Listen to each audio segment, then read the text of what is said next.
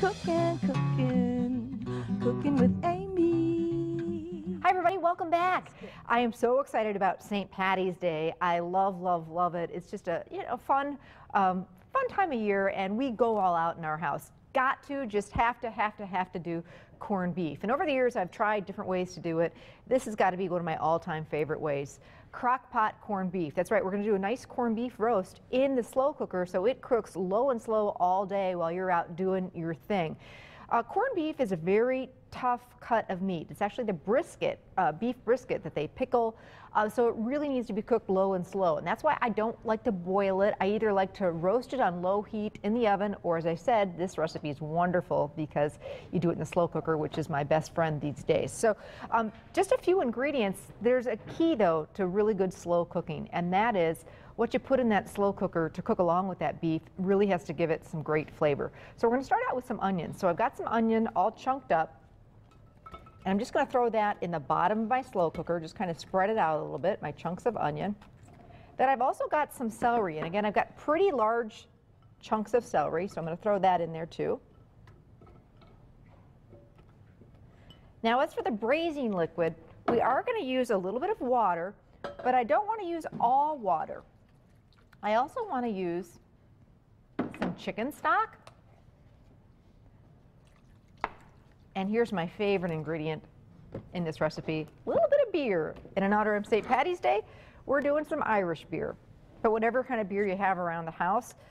And I tell people all the time, when you're doing slow cooking, one of the secrets is, whether you're doing a beef roast, a pork roast, chicken, to really have some nice flavorful liquid that whatever you're cooking is going to be cooking low and slow in all day long. Don't just throw some water in there. You're not going to get very great flavor. Okay, so we've got a corned beef brisket. And I always like to get a big one because I think leftovers are a good thing, especially when it comes to corned beef. That roast really shrinks down on you. And so you want to make sure you get plenty for the first night, and I always love a great Reuben. Put some wonderful recipes on our website for baked Reuben dip that I'm actually going to be making this Sunday on Good Day Wisconsin. So lots of great ways to use that leftover corned beef. Lastly, there's going to be a seasoning packet that comes in most packets of corned beef. So that's just going to go right on the top of your roast.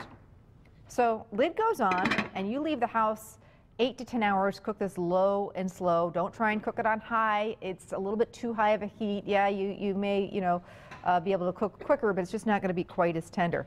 Then what I like to do is throw in the potatoes and the cabbage and the carrots the last hour of cooking. So you get home after a long day, you need to throw a little laundry in, check Facebook, get your emails. That's the time where you throw the potatoes. I love to use baby reds that I quarter, some chunks of cabbage, some carrots, load up the slow cooker and put it in around there, and it'll cook that last hour of cooking. So here it is.